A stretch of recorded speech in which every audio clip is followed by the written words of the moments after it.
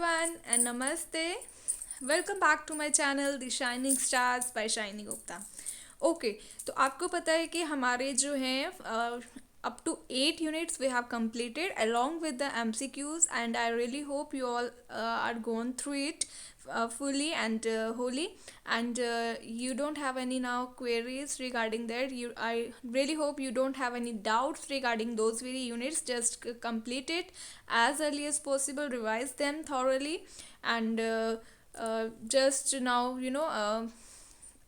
give a little bit of more time to this unit as well, so that you can have a full-fledged preparation for your exam. Clear?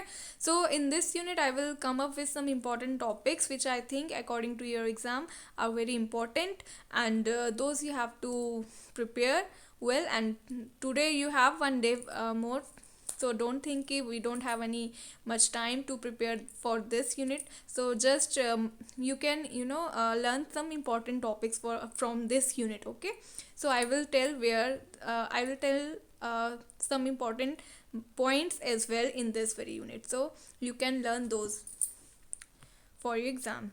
Clear? Okay, in short I will tell you what is index number, what are the various types, what do you have to keep it in your mind, and what is the difference between CPI and WPI. Okay, so let's get started. सबसे पहले index number simply आपको याद रखना है. अगर आपको यहाँ से पेपर में क्वेश्चन आता है ना, तो हो सकता है कि वो पूछे कि इंडेक्स नंबर्स क्या हैं. तो आपने मीन पढ़ा था, ठीक है, आपने यूनिट 5 में मीन पढ़ा है.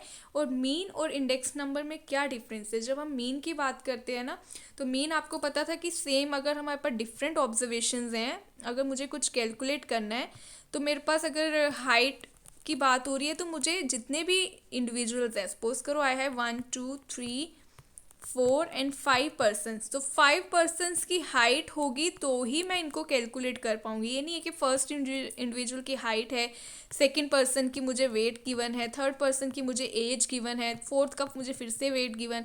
तो अलग अलग यूनिट्स को मैं मेज़र नहीं कर सकती थी with the help of mean, है ना. ऐसे ही था ना, सेम मेजरमेंट यूनिट रहता था सबका, तभी मैं उसको कैलकुलेट कर पाती थी.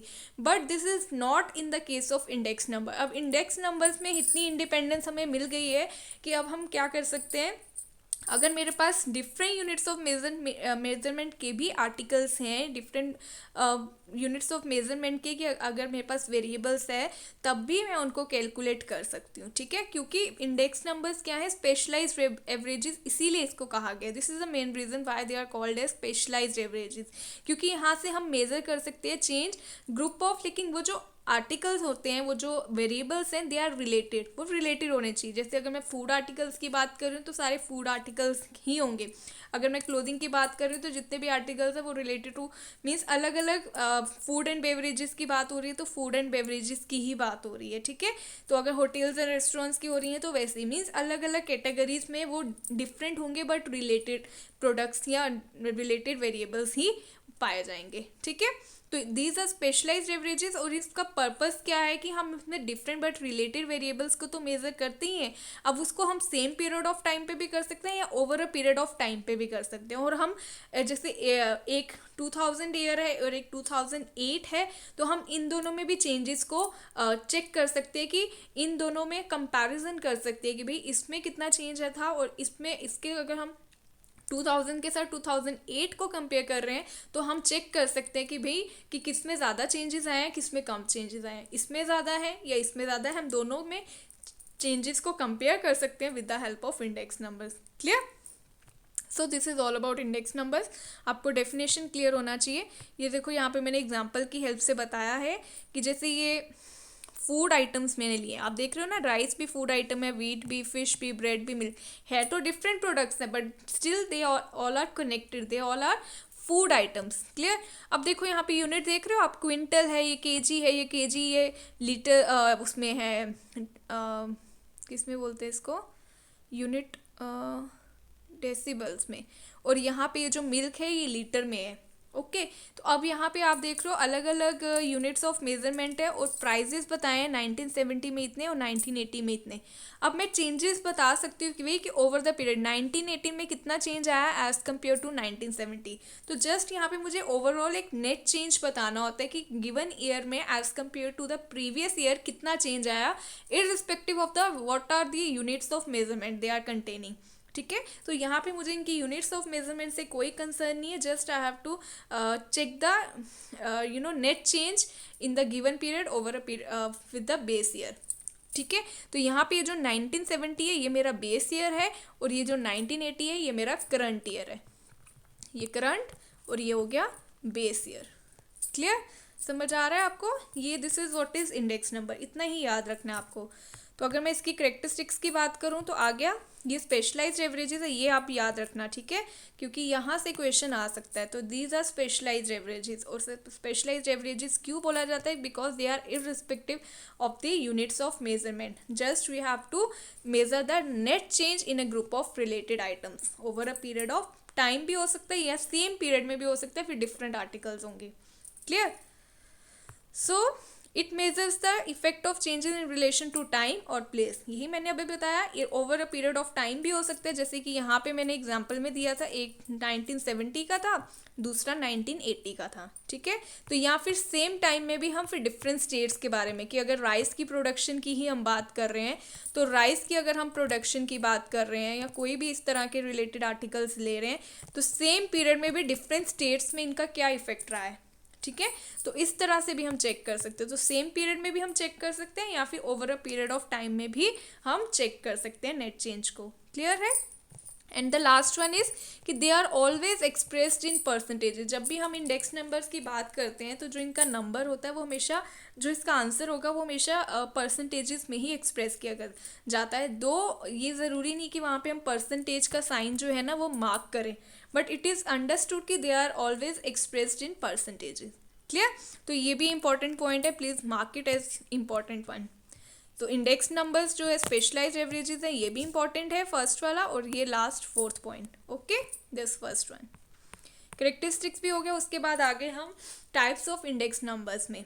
अब टाइप्स ऑफ ये जस्ट मतलब मैं ब्रीफ नोट सबका दे रही हूँ, सो दैट कि आपको ना एग्जामिनेशन के पॉइंट ऑफ व्यू से कुछ भी रहे ना, आपको लगे कि यही सब किया मैंने। और इस क्रैश कोर्स का मेन पर्पस भी है कि आपको सब कुछ आ जाना चाहिए और आप easily 10 out of 10 at least gain करो स्टैटिस्टिक्स कॉम्पोनेंट में। क्लियर, ओके, अब हमारे पास तीन तरह की टाइप्स होती हैं, price index numbers, quantity index numbers and value index numbers.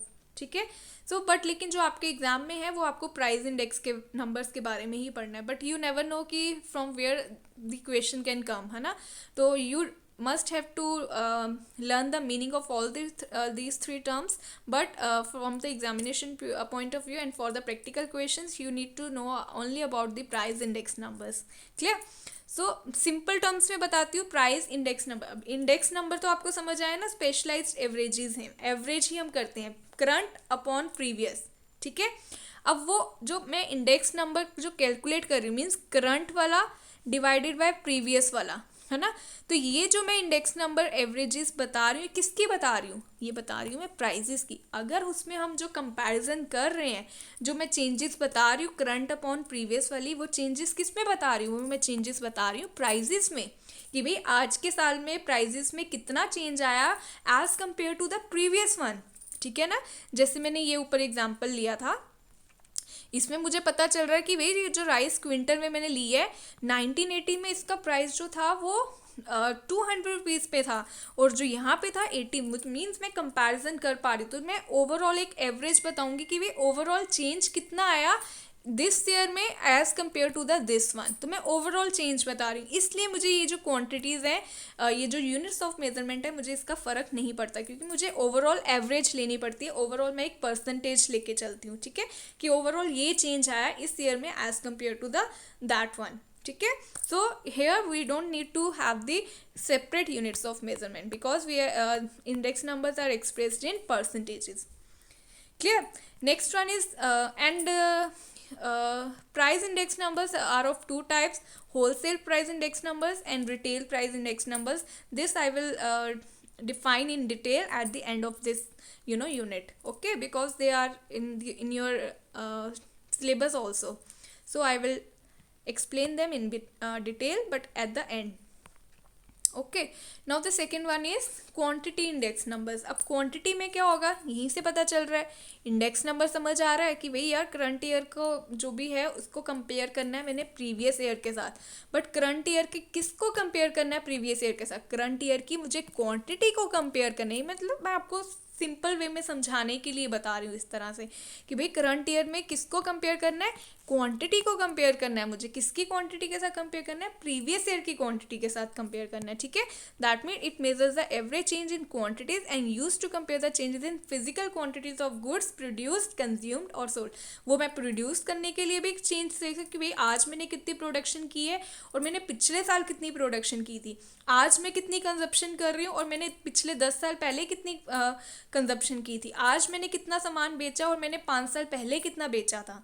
ठीक है, तो मैं कुछ भी चेक कर सकती हूँ. मैं प्रोडक्शन की भी बात कर सकती हूँ, कंजप्शन की भी कर सकती हूँ, मैं सेलिंग की भी बात कर सकती हूँ. ठीक है, लेकिन क्वांटिटी की बात कर रहे हैं हम यहाँ पे. क्लियर? तो जहाँ पे हम चेंज इन क्वांटिटी की बात करते हैं over the period of time, that is known as quantity index number. जैसे यहाँ पे एग्रीकल्चर प्रोडक्शन हो सकती है, इंडस्ट्रियल प्रोडक्शन हो सकती है. हम एक्सपोर्ट्स की बात कर सकते हैं, भाई कितनी क्वांटिटी में मैं एक्सपोर्ट्स आज 2022 में मैंने कितने एक्सपोर्ट्स बाहर मतलब कितने एक्सपोर्ट्स बेचे हैं और मैंने 2020 में मेरे कितने एक्सपोर्ट्स बाहर गए थे क्वांटिटी में. ठीक है, तो मैं वो चेक कर सकती हूँ with the help of quantity index numbers. Next is value index numbers. तो वैल्यू इंडेक्स नंबर्स में मुझे पता चलता है भाई टोटल वैल्यू कितनी है करंट. आज के टाइम में मेरे जो प्रोडक्ट्स हैं उनकी क्या वैल्यू थी as compare to the previous one. तो आज के टाइम में करंट पीरियड में मेरी टोटल वैल्यू कितनी थी as compare to the base period. Base period हम लेते हैं जिस साल के साथ हम अपने करंट ईयर के प्राइजेस या क्वांटिटीज़ या वैल्यू को कंपेयर करते हैं. ठीक है, तो जिस ईयर के साथ हम कंपेयर कर रहे हैं ना, जो प्रीवियस ईयर हम ले रहे हैं जिसके साथ मुझे कंपैरिजन करना है, उसको हम बोलते हैं बेस ईयर. ठीक है, तो जो बेस ईयर होता है ना, इसका सिलेक्शन बहुत सोच समझ के होता है. ये एक नॉर्मल ईयर होना चाहिए, फ्लक्चुएटिंग नहीं होना चाहिए. तो अगर बेस ईयर से भी क्वेश्चन आ सकता है, it please mark it as important one कि बेस ईयर किसे बोलते हैं. बेस ईयर एक नॉर्मल ईयर होता है. ठीक है, वो फ्लक्चुएटिंग नहीं होता. लिख सकते हो आप कि वो नॉन फ्लक्चुएटिंग होना चाहिए. नॉन फ्लक्चुएटिंग मीन्स उसमें फ्लक्चुएशंस नहीं होनी चाहिए, ऐसे उतार चढ़ाव नहीं होना चाहिए. ठीक है, तो एक नॉर्मल ईयर मीन्स उसमें कोई भी किसी तरह के ड्रॉट्स, फ्लड्स, कोई भी मतलब नेचुरल कैलामिटीज नहीं होनी चाहिए. ठीक है, it should be free from natural calamities. I hope आपको मेरी राइटिंग समझ आ रही होगी. So it must be free from natural calamities. Mean जैसे अब 2000 ईयर का अगर 2020 का अगर मैं ईयर लेती हूँ फॉर कंपेयरिंग दिस 2022 प्राइजेस. ठीक है, तो अब ये जो मैं 2022 के प्राइजेस को 2020 के प्राइजेस के साथ कंपेयर कर रही हूँ, तो क्या है ये जस्टिफाइबल होगा?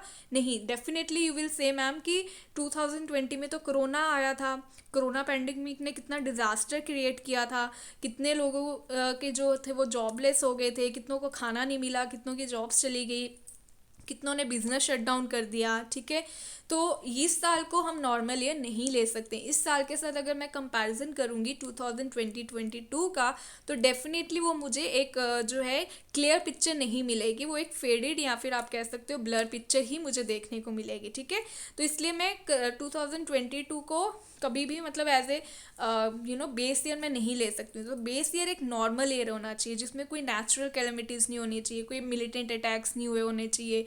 मीन्स उसमें कोई ज़्यादा डिप्रेशन या बूम में इकॉनमी नहीं होनी चाहिए कि बहुत ही ज़्यादा महंगाई थी या बिल्कुल ही इकॉनमी डाउन चली गई थी. तो ऐसा ईयर नहीं होना चाहिए. तो base year should be the normal one. Clear? And base year वो ईयर है जिससे कि हम कंपैरिजन करते हैं अपने करंट ईयर का. क्लियर?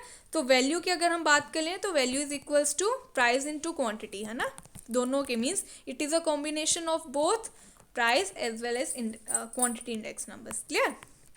ओके, नेक्स्ट इज अब मैथड्स कौन कौन से हैं जिससे कि हम कंस्ट्रक्ट करते हैं प्राइस. मैंने बताया ना आपके जो सिलेबस में वो प्राइस इंडेक्स नंबर्स होंगे.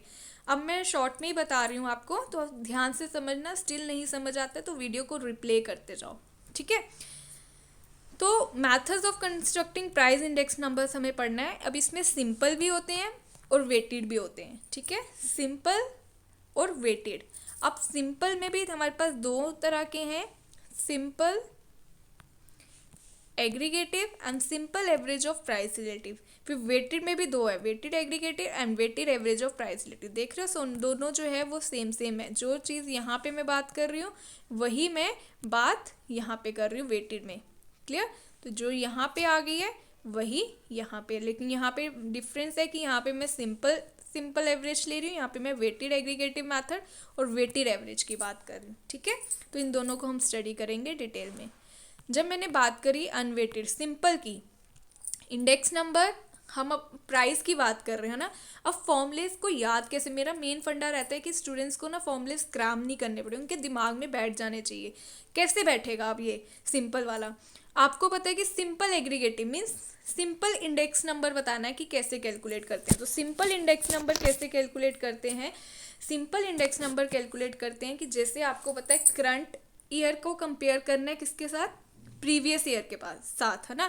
दैट में लेकिन करंट ईयर के किस चीज़ को कंपेयर करना है? प्राइजेस को, क्योंकि हम प्राइस इंडेक्स नंबर की बात कर रहे हैं, ठीक है।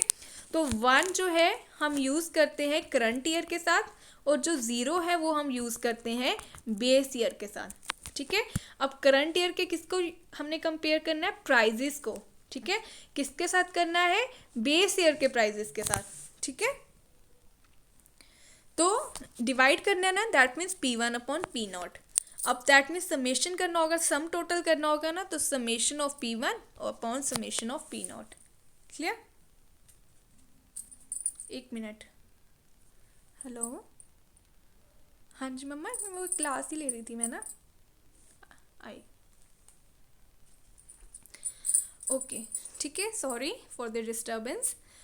नाउ सो यहाँ पे हम P01 निकालेंगे इसी तरह से कि simple index number is equals to summation of current price divided by the summation of previous prices into 100। 100 is just for this simplification of this index number, ठीक है।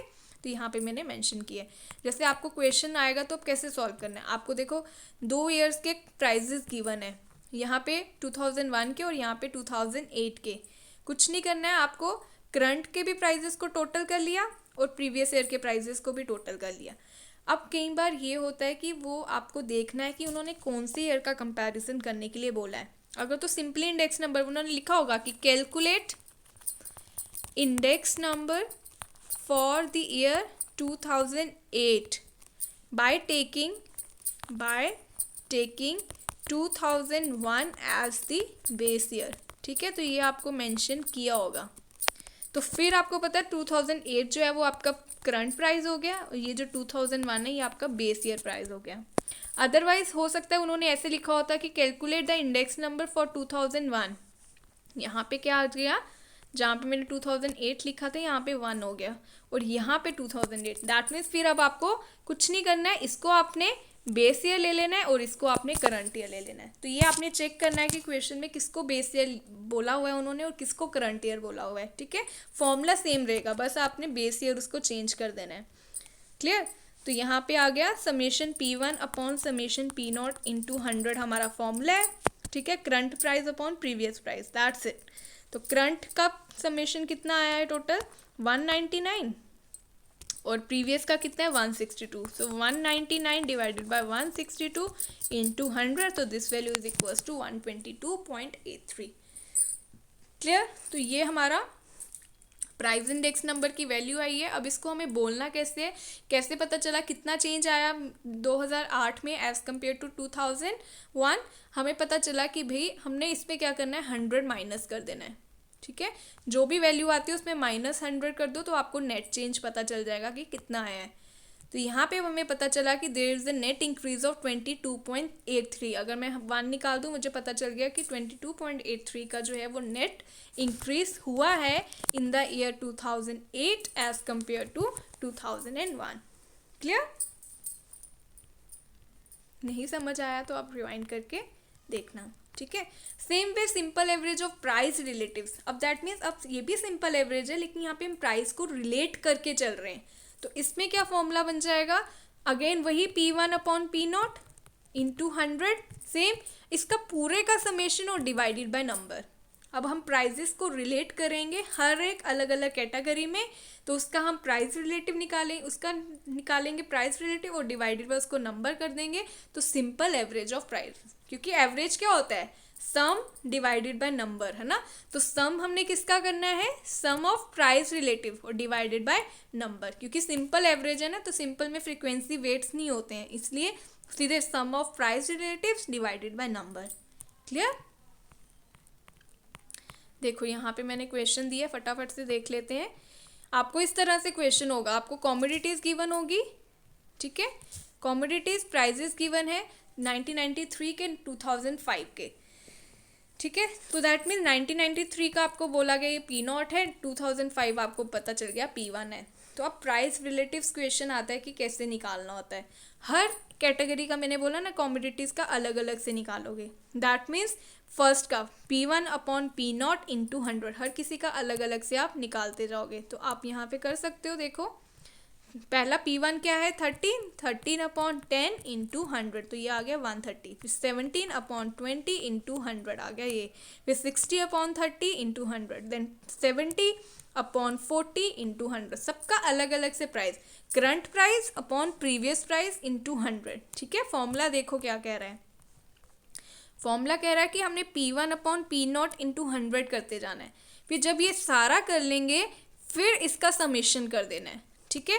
तो जब ये सारा मैंने निकाल दिया, मैंने फर्स्ट सेकेंड थर्ड फोर्थ सभी का निकाल दिया मैंने, फिर मैंने ये जो वैल्यूज़ आई थी सबकी, इन सबको मैंने टोटल कर दिया, तो आ गया मुझे 590। समझ आ रहा है आपको। अब ये 590 मिल गया, और नंबर ऑफ कॉमोडिटीज़ कितनी है, A B C और D, that means 4 commodities we have ना, तो n इज इक्वल्स टू 4, तो 590 डिवाइडेड बाई 4 किया, तो this is equals to 147.50। Clear. तो इस तरह से हम simple average of price relatives calculate करते हैं। ओके, आगे चलते हैं। वेटेड इंडेक्स नंबर जो कि आ सकता है पेपर में। अब वेटेड इंडेक्स नंबर में हमारे पास 3 मोस्ट इंपॉर्टेंट है, लैश पेयर्स, पाशेस और फिशर इंडेक्स नंबर, ठीक है। इजी है, इनके फॉर्मूलेज आपको पता होने चाहिए, क्योंकि यहाँ से क्वेश्चन आ सकता है कि भाई what is the formula for calculating Laspeyres price index number, what is the formula for calculating Paasche's and what is Fisher's ideal index number. Okay, तो आपको सिंपली अब वेट्स आ गए ना, सिंपल में क्या था, सीधे summation of P1 upon summation of P0 into 100, यही था ना, ठीक है। अब मेरे पास वेट्स आ गया, जब हम मीन करते थे तो क्या होता था, समेशन ऑफ पहले x upon summation of n होता था ना, sorry summation of x divided by number, यही था। अब इसके साथ वेट्स आ गए, तो मैंने क्या किया, यहाँ पे f डाल दिया वेट्स, और नीचे अब ये कैपिटल N बन गया, या फिर समेशन ऑफ फ्रीक्वेंसी बन गया, ऐसे ही था ना। सेम वे यहाँ पे भी क्या है, summation of P1 upon summation of P0, same formula जो हम पीछे से चल रहे हैं, सिंपल एग्रीगेटिव फॉर्मूला यही है ना, ठीक है। अब लास्ट पेयर्स के साथ इसमें क्या आएगा, वेटेड इंडेक्स नंबर्स है ना ये सारे तीनों के तीनों, तो इसमें क्या आ गया, अब वेट ऐड हो गया। अब वेट जब मैं ऐड करूंगी तो लास्ट पे भाई साहब कहते हैं भाई कि मैं क्या करूंगा, मैं ना प्रीवियस ईयर की क्वांटिटी को लेके चलूंगा एज ए बेस ईयर, ठीक है, एज ए वेट। तो लास्ट पेयर्स कहते हैं कि भाई हम ना प्रीवियस ईयर की क्वांटिटी को एज ए बेस ईयर लेके चलते हैं, तो इससे हम अपना इंडेक्स नंबर कैलकुलेट कर सकते हैं। क्लियर। तो हमारे पास फॉर्मूला बन गया P1 upon P0 into Q0 upon Q0। Clear. तो इससे मुझे फॉर्मूला मिल गया किसका, लैश पेयर्स प्राइस इंडेक्स नंबर का। समझ आया आपको। देखो P1 अपॉन P0 वही था सिंपल एग्रीगेटिव फॉर्मूला, इसके साथ जस्ट मैंने कुछ नहीं किया, प्रीवियस ईयर की क्वांटिटी को मैंने न्यूमरेटर में भी लिख दिया और डिनोमिनेटर में भी लिख दिया। समझ आया आपको। अब सेम वे पार्शियस क्या कहते हैं, पार्शियस कहते हैं नहीं यार प्रीवियस ईयर की क्वांटिटी को नहीं मैं लेके चलूँगा, मैं क्या करूँगा, ये तो सेम रहा, मैंने इसको एज इट इज़ रख दिया। अब मैं क्या करता हूँ, मैं ना करंट ईयर की क्वांटिटी को as a base year as a weight conduct करूँगा, ठीक है, इनटू 100 आपका सिंप्लीफिकेशन के लिए। समझ आया आपको। इस तरह से पार्शियस। अब फिशर भाई साहब आते हैं। अब फिशर भाई साहब कहते हैं नहीं यार इसमें ना थोड़े थोड़े कुछ ना कुछ लिमिटेशंस हैं, ये सिर्फ करंट ईयर की क्वांटिटी को लेते हैं पार्शियस साहब, और ये जो लास्ट ईयर साहब हैं ये तो प्रीवियस ईयर की क्वांटिटी को वेट लेके चलते हैं। प्रीवियस ईयर में हमें करंट का नहीं पता चल सकता, करंट ईयर को अगर मैं वेट लेता हूँ तो मुझे प्रीवियस ईयर का नहीं पता चलेगा। तो ये कहते हैं क्यों ना हम दोनों को साथ लेके चलें, ये यूनिटी में बिलीव करते हैं कि हम इकट्ठे रह के यूनिटी में रह के ही हम काम कर पाएंगे। ठीक है, तो इस फिलॉसफी के साथ इन्होंने बोला कि भाई दोनों को लेके चलो, तो ये दोनों जो आ जाएंगे अब किसके अंदर, फिशर इंडेक्स नंबर में। तो आ गए यहाँ पे, ये जो है ये आ गया मेरा लाशपेस का, ये आ गया पाशेस का। अब इसको अंडर रूट कर दिया और एक कॉमन 100 लगा दिया। ठीक है, तो ये बन गया मेरे पास कौन सा, फिशर आइडियल इंडेक्स। इसलिए इसको, दिस इज द रीजन कि why it is known as ideal index number, क्योंकि ये दोनों की लाशपेस और पाशेस दोनों की लिमिटेशंस को ओवरकम कर देता है। क्लियर, इसलिए से फिशर्स आइडियल इंडेक्स नंबर, क्योंकि ये प्रीवियस ईयर की क्वांटिटीज को भी वेट ले लेता है और करंट ईयर की क्वांटिटीज को भी एज अ वेट कंसिडर करता है। ओके, समझ आया आपको? तो एक क्वेश्चन में ही इसको कवर कर लेते हैं। मेरा पर्पस था कि मैं आपको ये यूनिट कवर कर दूं जितना जल्दी हो सके। तो देखते हैं इस एक लेक्चर में ख़त्म हो जाएगा या नहीं। देखो, मैंने एक ही क्वेश्चन लिया कि जिसमें आपको मैं तीनों चीज़ें, तीनों लास्ट पे पाशेस सारा कंप्लीट कर दूं। ओके, तो यहाँ पे देखो आपके पास P0 भी है, Q0 भी है, P1 भी है, Q1 भी है। अब आपको अगर लैश पेस निकालना है, आपको क्या क्या चाहिए? लैश पेस के लिए फॉर्मूला क्या है? P1/P0 तो कॉमन है ना, P1/P0 तो भाई रहेगा सिंपल वाला। अब ये कह रहा है कि भाई मुझे तो Q0 चाहिए, तो इंटू Q0 हो गया, तो फॉर्मूला बन गया। दैट मीन्स मुझे चाहिए P1 इंटू Q0 और P0 into Q0। That means ये है ना वैल्यूज गिवन, मेरे पास दो कॉलम्स बनेंगे और वो दो कॉलम्स मुझे रटने नहीं है, मुझे फॉर्मूले से पता चल जाएगा कि यार मुझे कौन से दो फॉर्मूले कॉलम्स चाहिए। एक चाहिए मुझे P1 Q0 का और दूसरा चाहिए मुझे P0 Q0 का। ठीक है, तो P0 Q0 कहाँ है? ये आ गया P0, दूसरा कलर यूज़ करते हैं, ये आ गया P0 वाला। ठीक है, और ये आ गया Q0। दैट मीन इन दोनों को मल्टीप्लाई करना है और दूसरा क्या है, P1 और Q0 को मल्टीप्लाई करना है। पहले इन दोनों को, फिर इन दोनों को, कॉलम्स को इकट्ठे मल्टीप्लाई करूँगी। इन दोनों का पहले ये चीज़ ली, फिर इसका समेशन कर लिया, फिर P0 Q0 लिया और उसका समेशन कर लिया, तो फिर उसको मल्टीप्लाई करूँगी 100 से, तो मिल जाएगा मुझे लैश पेस का। ठीक है, तो ये देखो मैंने यहाँ पे किया है, P0 Q0 आ गया पहले। ठीक है, ये P0 Q0 मिल गया मुझे। यहाँ पे 8 इंटू 20 करूँगी, 8 टू द 16 160, 15 टू 10 500, 15 4 द 60 600। ठीक है, इस तरह से P0 Q0 मिल जाएगा। 20 20 ज़ा 400 आ गया। P0 Q0 को पूरी इन वैल्यूज़ को प्लस किया तो मुझे मिल गया 1660।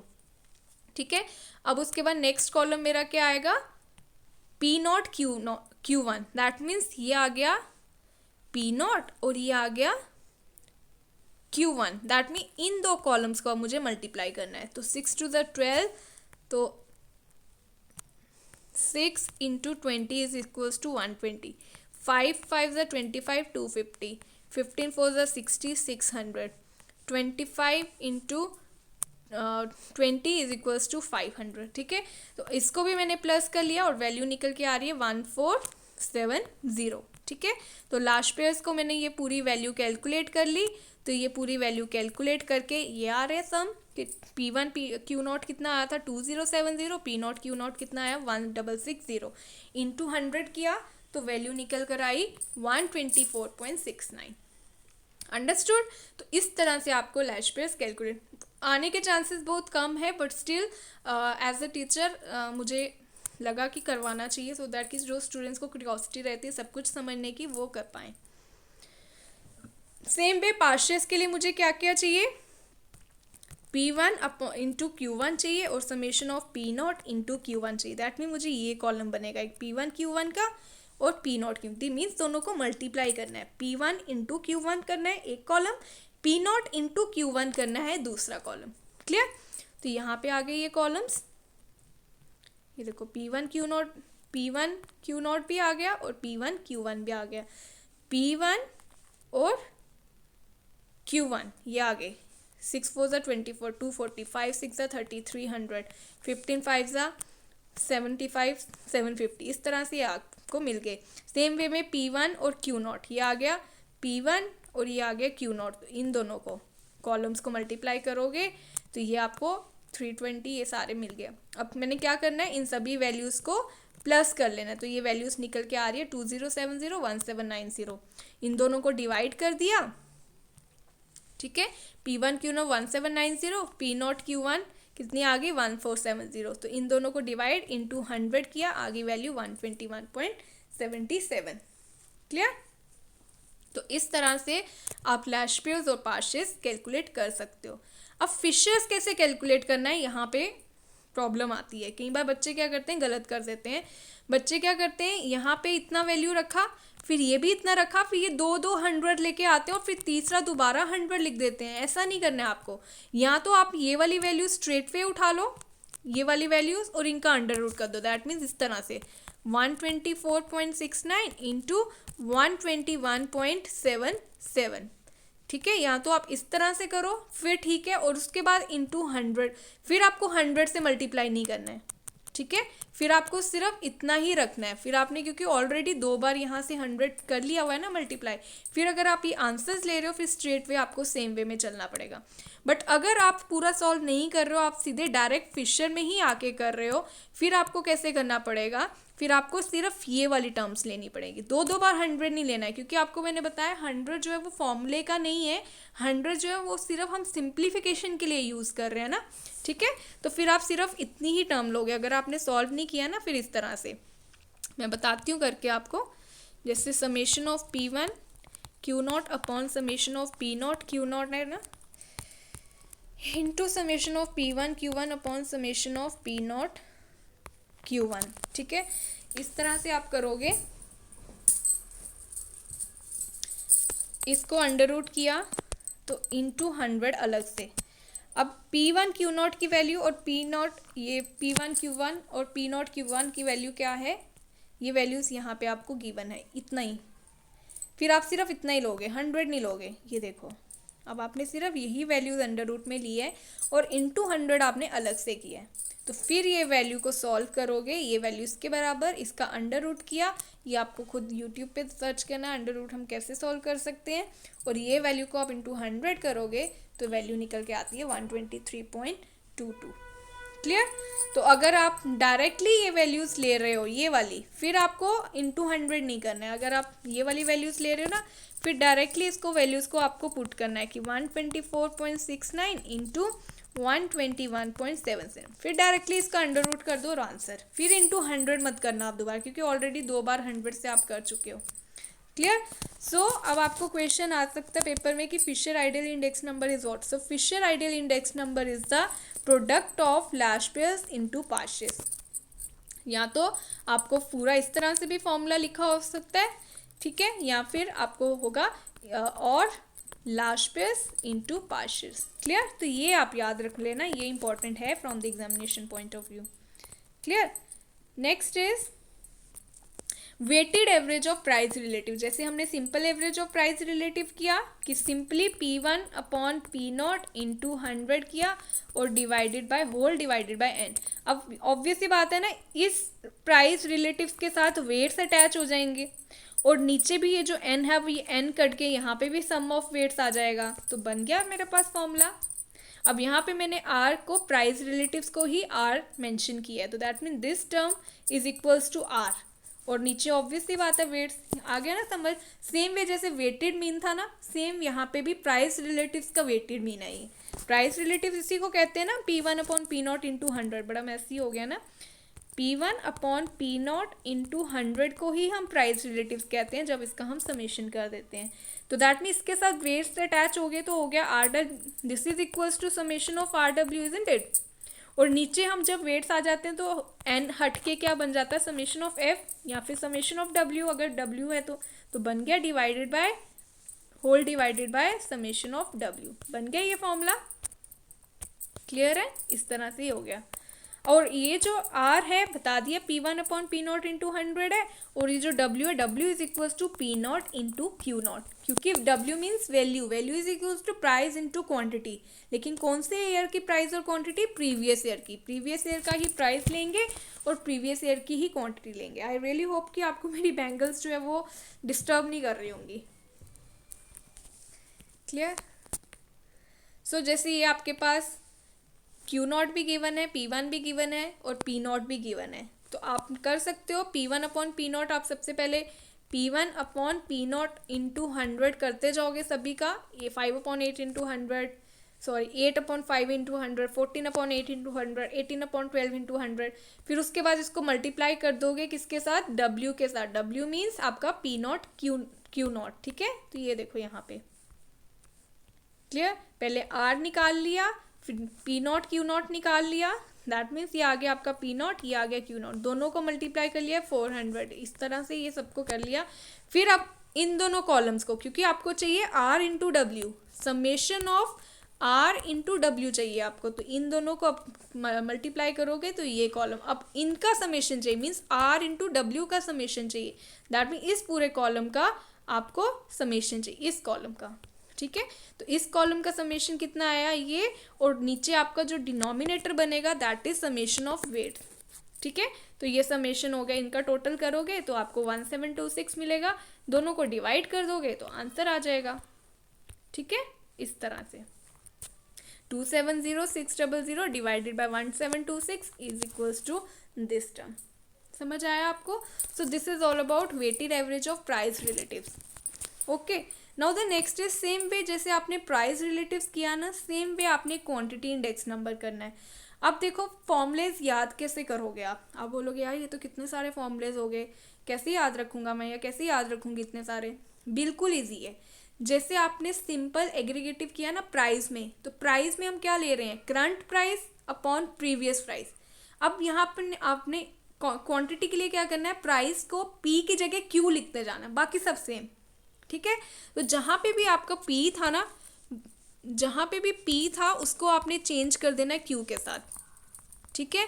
और जहाँ पे भी Q लिखा था उसको आपने चेंज कर देना है P के साथ। इजी, जहाँ पे भी P लिखा था ना प्राइस के फॉर्मूलेस में, वहाँ पे उसको आपने Q बना देना है, और जहाँ पे भी आपने वेटेड इंडेक्स नंबर में Q लिखा था उसको आपने P बना देना है। तो P को इंटरचेंज कर देना है Q के साथ, Q को इंटरचेंज कर देना है P के साथ।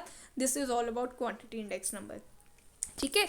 जैसे कि सिंपल एग्रीगेटिव वहाँ पे क्या था, summation of P1 upon summation of P not into 100। अब P को चेंज कर दिया Q के साथ तो आ गया Q1 upon Q not into 100। Clear? जैसे अब लास्ट पेज में वहाँ पे क्या था, वहाँ पे फॉर्मूला था summation of P1 upon P not, तो रहेगा ही रहेगा ना, प्रीवियस ईयर की क्वांटिटी ले रहे थे ना प्राइस वाले। अब मैंने क्या करना है, P को चेंज कर देना है Q के साथ, तो बन गया summation of Q1 upon summation of Q naught, आ गया ना। P की जगह मैंने बना दिया Q नॉट, अब ये Q की जगह क्या बन जाएगा, P नॉट इंटू 100, तो आ गया फॉर्मूला ये सेम, ठीक है, बन गया ना। अब मैंने Q1 upon Q not quantity index number में कॉमन चलेगा, और वेट किसको ले लूँगी, लास्ट ईयर के केस में प्रीवियस ईयर की प्राइस को, और पास्ट ईयर के केस में करंट ईयर के प्राइस को। Q को चेंज कर दिया P के साथ, P बन गया Q, वहाँ पे ये Q की जगह P1 अपॉन P नॉट था, P नॉट की जगह वहाँ पे Q नॉट था, दोनों जगह ये भी Q नॉट था, ये भी Q नॉट था, यहाँ पे ये P नॉट बन गया, यहाँ पे भी P नॉट बन गया। समझ आ रहा है आपको? तो यहाँ पे भी Q1 upon Q not same, simple aggregative index of quantity index number और करंट ईयर की प्राइस। और अब फिशर का पता है, फिशर को आइडियल बोला जाता है, दोनों का कॉम्बिनेशन है लास्ट ईयर और पास्ट ईयर का। तो Fisher ideal index number is the square root of the last year into past year, not the product of, it is the square root of the product of last year into past. You can write it down. Fisher ideal index number is the square root of the product of last year's and past year's index number. Clear? So यहाँ पे this is how we have to write on this. So this is all about price and quantity index number. We never use value index number in reality. So the last topic is consumer price index numbers and wholesale price index number. तो ये आज हम इस unit को अभी complete कर देंगे। Simple terms में बताती हूँ कि कंज्यूमर प्राइस इंडेक्स नंबर हम किसे कहते हैं। प्राइस इंडेक्स नंबर की बात हो रही है ना यहाँ पे भी, लेकिन जो रिलेटेड टू कंज्यूमर है।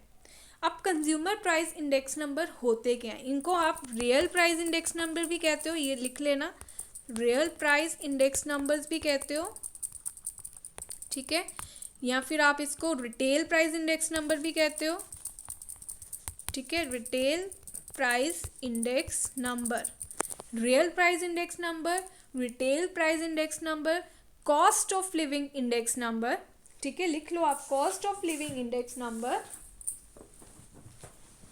And cost of living index numbers, retail price index number, cost of living index number and price of living index number. Clear? Okay, so this is how you have to mark it.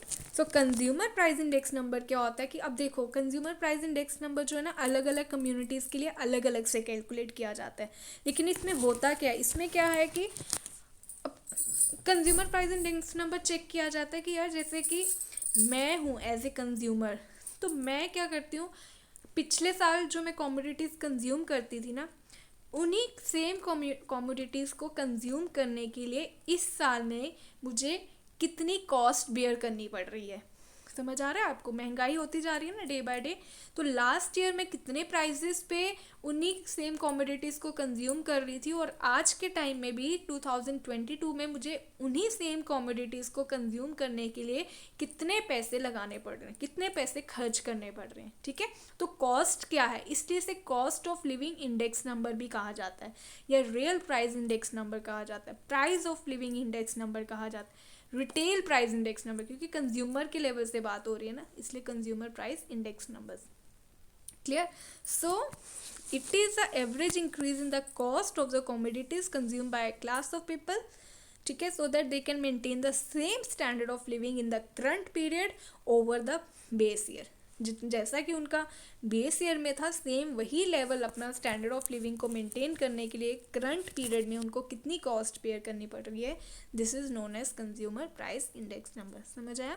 और ये जो है different communities के लिए different अलग अलग से separately जो है वो कैलकुलेट किया जाता है, ठीक है, क्योंकि स्टैंडर्ड ऑफ लिविंग जो है ना, आपको पता है सभी सेक्शन ऑफ पीपल का अलग अलग रहता है। मेरा जो स्टैंडर्ड ऑफ लिविंग है, हो सकता है आपका वो ना हो सकता है कि जैसे मैं वन प्लस फ़ोन या सैमसंग मोबाइल में भी बहुत खुश हूँ, और आपके लिए हो सकता है कि वो बहुत ही एक चीप प्रोडक्ट हो, है ना, बहुत ही इकोनॉमिकल, आप बोलो नहीं यार मेरे को तो आईफोन 13 चाहिए, आईफोन 13 होगा मेरे पास तो मेरे को लगेगा यार मेरा स्टैंडर्ड हाई, लेकिन as a person, as a consumer, मुझे मेरे लिए वन प्लस या वोडाफोन या फिर सैमसंग का जो J7 मोबाइल है वो भी मेरे लिए सफिशेंट है, वो भी मुझे मेरा स्टैंडर्ड को मेंटेन कर रहा है, ठीक है। तो इसलिए हर पर्सन का, हर क्लास का जो है वो स्टैंडर्ड ऑफ लिविंग जो है वो अलग अलग होता है, तो वही स्टैंडर्ड ऑफ लिविंग जो है हम चेक कर सकते हैं with the help of consumer price index number. So it is use to calculate the cost of living of the consumers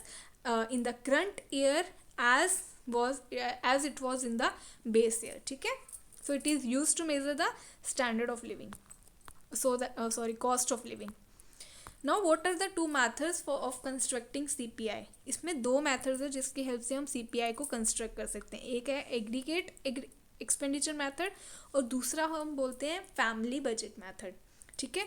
जो आपका एग्रीगेट एक्सपेंडिचर मेथड है ना, it is same as weighted aggregated method, ठीक है। Weighted aggregated method ही aggregate expenditure method है, और वो कौन सा वाला weighted aggregated, Laspeyres price index number. इसलिए जो CPI है, CPI हम जो मेथड है CPI को कैलकुलेट करने के लिए हम लैश पेयर वाला यूज़ करते हैं, Laspeyres price index number वाला, ठीक है। ये आप लिख लेना कि this method is also known as Laspeyres price index number method because formula is same, current price upon previous price into the base year quantities into 100, ठीक है।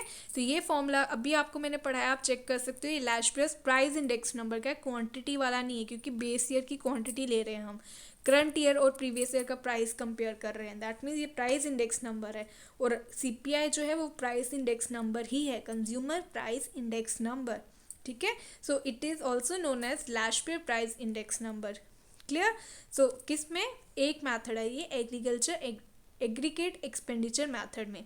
दूसरा फैमिली बजट मैथड में क्या कहते हैं, ये फैमिली बजट मैथड को हम method of weighted average of price relative भी कहते हैं। ये वेटेड एग्रीगेटर ना, आपका लैश पेयर पार्शियल फिशियल आपके वेटेड एग्रीगेटिव थे, फिर उसके बाद नेक्स्ट आता था weighted average of price relatives, तो वो यही आ गया जो मैंने अभी पीछे आपको पढ़ाया था, ठीक है, ये वाला क्लियर है। तो वही सेम क्वेश्चंस आप यहाँ पे कर सकते हो, जो क्वेश्चन वहाँ पे आएंगे वही, क्योंकि फॉर्मूले सेम है ना। क्लियर। अब ये कहाँ कहाँ यूज़ होता है consumer price index number? Obvious ही बात है, ये यूज़ होगा वेज पॉलिसीज़ को फॉर्मुलेट करने में। गवर्नमेंट ने कोई वेज पॉलिसीज़ बनानी है, ठीक है, कोई प्राइस पॉलिसीज़ बनानी है, कोई डेयरेंस, किसी को डेयरेंस अलाउंसेस देने हैं, कोई सैलरीज देने हैं, वेजेस देने हैं, वहाँ पे ये जो है consumer price index number help करता है। ठीक है, ये परचेजिंग पावर को मेज़र करने के लिए भी हेल्प करता है डेफिनेटली ना, कि मुझे पता चलता है यार मैं कितने पैसे खर्च कर सकती हूँ आज के टाइम में as compare to the previous one. आज के टाइम में अगर मैंने कोई भी चीज़ लेनी है, हो सकता है जो वेजिटेबल्स मैं लास्ट ईयर 50 रुपीज़ पर केजी लेती थी, for example let's say for example tomatoes, तो टोमेटोज़ को लास्ट ईयर मैं 50 रुपीज़ में लेती थी, अभी सेम क्वांटिटी ऑफ टोमेटोज़ को लेने के लिए मुझे 80 रुपीज़ देने पड़ते हैं, तो 30 रुपीज़ मुझे ज़्यादा देने, that means same standard of living को बेयर करने के लिए मुझे अब ज़्यादा कॉस्ट देनी पड़ रही है ना। तो this is how it works. तो परचेजिंग पावर को मेज़र करने के लिए भी ये जो कंज्यूमर प्राइस इंडेक्स नंबर है ये यूज़ किया जाता है। ठीक है, तो मेन ये परचेजिंग पावर के लिए ही हम यूज़ करते हैं कि भाई आज के टाइम में मैं कितने पैसे खर्च करके अपने प्रीवियस ईयर वाले स्टैंडर्ड ऑफ लिविंग को मेंटेन करने के लिए मुझे कितनी कॉस्ट लग रही है। पहले मेरे को अगर जैसे लेटर सपोज कि पहले मेरे को 1 रुपये में भी कितनी साल में 1 रुपये में भी 2 टॉफ़ीज़ आराम से ले लेती थी, बट आज के टाइम में 1 रुपये में भी मतलब 2 टॉफ़ीज़ मिलना, मतलब आज के टाइम में तो मुझे लगता है 2 रुपये में 2 टॉफ़ी। पहले के टाइम में अगर हमें कोई गेस्ट आता था, कोई भी मतलब रिलेटिव आता था ना, वो हमें 10 रुपये भी दे देते थे ना, या हमें हमारे मम्मा पापा भी हमें 10 रुपीज़ देते थे, तो हम उसमें भी बहुत खुश हो जाते, वाह यार आज हमें 10 रुपये मिले। किसी ने हमें 100 रुपीज़ दे दिए किसी रिलेटिव ने, तो हम बोलते थे वाह मम्मा वो 100 रुपीज़ मेरे हैं ना, वो आप नहीं खर्च हो गए, वो मेरे दे दो मेरे 100 रुपीज़ वापस। इस तरह से होता था ना। लेकिन आज के टाइम में कोई 100 यार 100 रुपीज़ दिए, 100 रुपीज़ का क्या बनता है, इसमें तो मेरा एक चॉकलेट भी नहीं आया, मतलब ये। और आज के टाइम में जैसे आपको अगर एक पिज़्ज़ा भी खाना है तो आपकी पॉकेट में पहले 500 to 1000 रुपीज़ होंगे, तभी आप एक पिज़्ज़ा खा पाओगे खुद, और 1000 रुपीज़ होंगे तभी आप अपने 2-3 फ्रेंड्स के लिए भी अफोर्ड कर सकते हो ना। तो आज के टाइम में देखो 500 पॉकेट से निकाला नहीं कि ख़त्म हो गया, लेकिन उस टाइम में 10 रुपीज़ 100 रुपीज़ की भी बहुत ज़्यादा वैल्यू। 500 तो हम सोच भी नहीं सकते थे कि हमारी पॉकेट में 500 रुपीज़ हो सकते थे जब हम अपने चाइल्डहुड स्टेज की बात कर रहे हैं। ठीक है, लेकिन आज के टाइम में 500,000 इज़ नथिंग। आपने जैसे ही पॉकेट से निकाला, एक पिज़्ज़ा के लिए भी आपकी पॉकेट में 1000 रुपीज़ होंगे तभी आप अफोर्ड कर सकते हो। तो मतलब क्या वैल्यू है 500 और 1000 की? कुछ भी नहीं है। लेकिन उस टाइम में बचपन में आप अपने पेरेंट्स से पूछ सकते हो, अपनी एल्डर सिस्टर से, ब्रदर से पूछ सकते हो कि उस टाइम में इस अमाउंट की भी कितनी वैल्यू थी। ठीक है, so this is how this method works. So purchasing power को अगर मुझे कैलकुलेट करना हो तो this is equals to 1/CPI into 100. Clear? Okay, now the last one is, I will complete this in this lecture itself.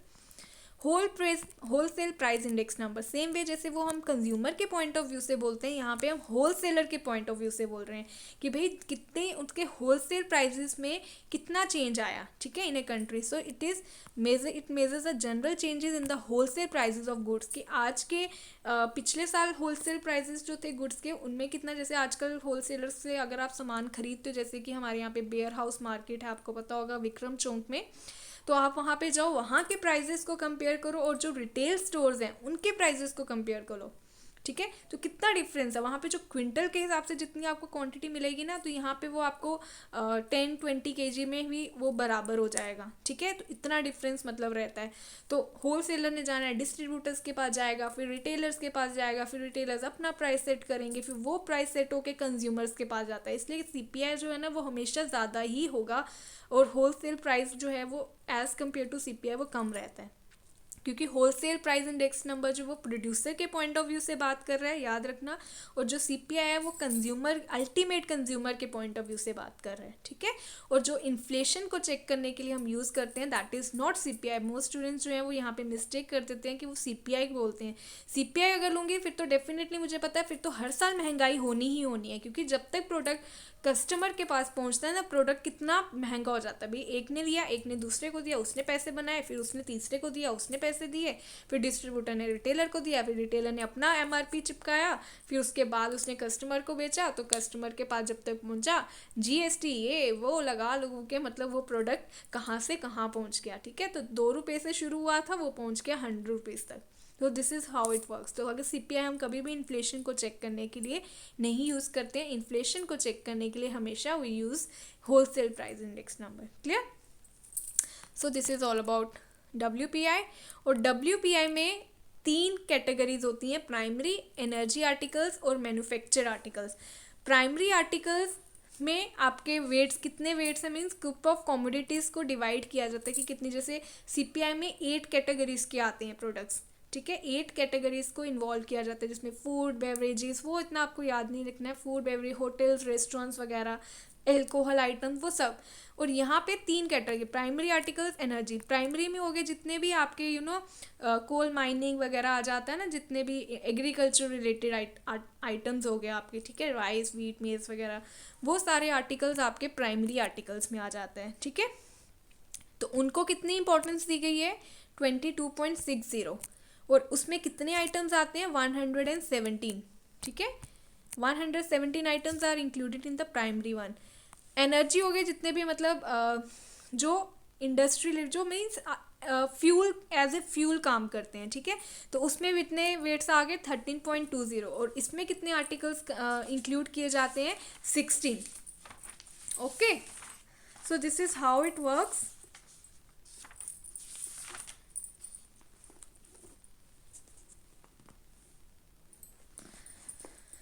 So next is the manufacture articles. और manufacture articles में क्या होता है कि 64.2 मीन्स सबसे ज़्यादा जो मैन्युफैक्चर आर्टिकल्स हैं इन्हीं को हम यूज़ करते हैं, ठीक है। तो सबसे ज़्यादा आर्टिकल्स कौन से यूज़ किए जाते हैं? मैन्युफैक्चर्ड वाले, मीन्स जितने भी आपके यहाँ पे इंडस्ट्री रिलेटेड आर्टिकल्स आ जाएंगे ना, जो मैन्युफैक्चर करते हैं, जैसे कि इसमें शुगर आ गया, कुछ भी आपका टेक्सटाइल, मशीनरी वगैरह, ये जितने भी जो कि मैन्युफैक्चर किए जाते हैं, सबसे ज़्यादा इन पे फोकस किया जाता है, सबसे ज़्यादा इनको वेट्स दिए जाते हैं। और इसमें कितने आर्टिकल्स इंक्लूड किए जाते हैं? 564।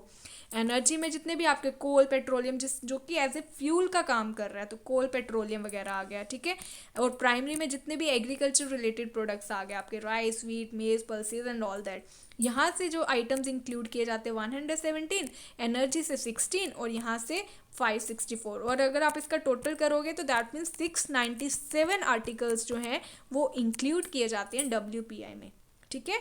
और ये जो वेट्स आप अगर प्लस करोगे तीनों का, तो ये आप देखोगे 100% हो जाएगा, ठीक है। So this is all about WPI and CPI। तो एक थोड़ा सा इनका डिफरेंस भी देख लेते हैं, सो दैट अगर यहाँ से पेपर में क्वेश्चन आए, और डेफिनेटली आने के चांसेस भी हैं। तो ये इंडिकेटर है इन्फ्लेशन को चेक करने का, ठीक है, ये आ गया, मैंने यहाँ पे मार्क किया है। तो दिस इज़ वेरी इंपॉर्टेंट। तो WPI को ही आप यूज़ करते हो इन्फ्लेशन, डिमांड एंड सप्लाई को चेक करने के लिए भी ये WPI ही यूज़ किया जाता है, ठीक है। अब इसको रिलीज़ कौन करता है? WPI को रिलीज़ करता है office of economic adviser, ministry of commerce and industry. और जो CPI है उसको कौन करता है? National statistics office, ministry of statistics and programme implementation. ये आपको याद रखना है। ये जो WPI, इसमें सिर्फ हम गुड्स की बात करते हैं, लेकिन CPI क्योंकि कंज्यूमर है ना, तो कंज्यूमर को टैक्स भी देना रहता है, सर्विसेज भी ले रहा है कंज्यूमर, और गुड्स भी परचेज कर रहा है, तो इसलिए इसमें गुड्स एंड सर्विसेज दोनों आती हैं, ठीक है। इसके लिए बेस ईयर जो लिया जाता है फाइनेंशियल ईयर है, बट इसके लिए कैलेंडर है। कैलेंडर और फाइनेंशियल ईयर समझते हो ना? कैलेंडर मीन्स जो Jan 1 to 31 दिसंबर तक। 2011-12 मीन्स फाइनेंशियल ईयर, जो कि आपका 1 अप्रैल to 31 मार्च तक रहता है, ठीक है। तो WPI में हम फाइनेंशियल ईयर की बात करते हैं और इसमें हम कैलेंडर ईयर की बात करते हैं, ठीक है। कैलकुलेट कैसे करते हैं? यहाँ पे हम इन्फ्लेशन फर्स्ट मीन्स बिगनिंग से ही हम इन्फ्लेशन चेक करते हैं, लेकिन ये जो है ये इन्फ्लेशन की फाइनल स्टेज को मेज़र करता है ना, लास्ट में मेज़र, ये लास्ट स्टेज है। और जो WPI वो आपकी स्टार्टिंग स्टेज है इन्फ्लेशन की, ठीक है। इसमें 697 आर्टिकल्स इंक्लूड किए जाते हैं, अभी मैंने बताया कैसे। और यहाँ पे रूरल बास्केट में 448 और अर्बन बास्केट में 460। तभी मैंने इसको मेंशन नहीं किया क्योंकि बहुत लॉन्ग लिस्ट है, आप गूगल कर सकते हो। आपको इतना ही याद रखना, कोई लिस्ट के नाम नहीं आएंगे, जस्ट 448 रूरल बास्केट से, 460 आपकी अर्बन बास्केट।